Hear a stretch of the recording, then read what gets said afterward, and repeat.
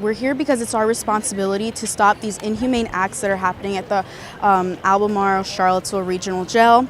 University of Virginia Dreamers on Grounds are working to stop ICE enforcement at the Albemarle-Charlottesville Regional Jail. Wednesday, the group gave out flyers about changing the ICE notification policy. Paulina Vasquez is a third-year UVA student. Vasquez says the group's mission is to create a more inclusive, safe environment through education and advocacy. The jail gives notification to ICE, which is Immigration and Customs Enforcement, when an undocumented person is released. So prior to their release, this is inhumane. You're splitting up families even after a county judge has given this person permission to, be let out, whether it's on bond or whether they've done their time. She says people who do not have documentation of being a U.S. citizen live in fear. When you're undocumented, a tiny little infraction like a broken headlight, or maybe not even wearing your seatbelt, or driving with a suspended license can land you in jail and can later lead to your deportation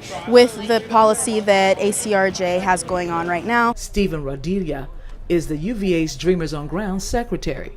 Rodilia says the ACRJ ICE notification policy is creating a pipeline to prison. They're following this practice that's completely voluntary. It's not federally mandated, nor is it state mandated. He says jail officials are harassing immigrants without a cause. On their own volition, they're contacting ICE to essentially have ICE waiting for detainees in the center right when they get released. And so essentially it's creating a pipeline that shouldn't exist, and it's terrorizing the immigrant community in Charlottesville. Nicole Liel is not only a UVA student, but also the upcoming president of Dreamers on Ground. Right now, the Albemarle Jail Board is conducting some very inhumane action to undocumented individuals. They are notifying ICE right before a detainee is being released. Liel says law enforcement mistreat people who do not have their documentation of citizenship. Things that usually people would not get treated as severely as them, and they're notifying ICE voluntarily so that they could be deported. She is studying sociology. Through sociological lenses, these practices are ingrained in these institutions, and I've learned a lot through my classes about institutional racism and systematic racism, and this is just proof that it exists and that undocumented communities are marginalized at a very high standard. Jackson Samples is also a third-year UVA student from Fairfax.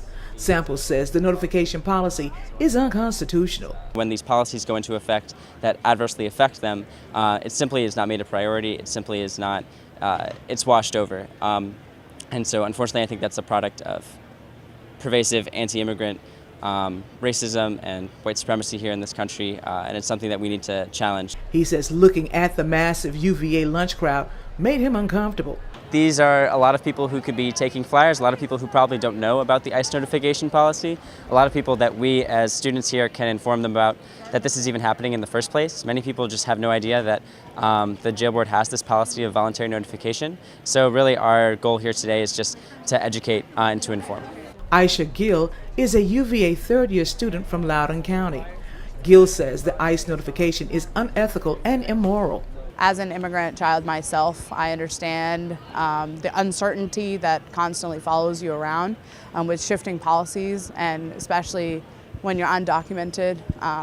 You're treated criminally by the law. You're treated as if you don't exist, or as if you don't have a right to be where you have been for however long. She says Dreamers on Grounds are working to set a precedent by working to eliminate the jail's ICE policy. That's extremely unfair, and we should do whatever we can in our power to help create a better space, especially at a university where everybody is a student and everybody's learning and trying to better themselves. There's no one above anybody else. To be undocumented and the fear of that is just unimaginable, and we should help to curtail that as much as we can as people who understand that everybody has a right to pursue like a better life for themselves. And if that's not where they were before, and if they were persecuted or didn't have opportunities before, they're for sure welcome to come here. The students say they are making a statement.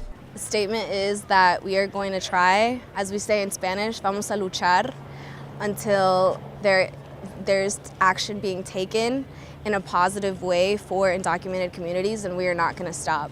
In Charlottesville, Elaine Rackley for Breaking Through News.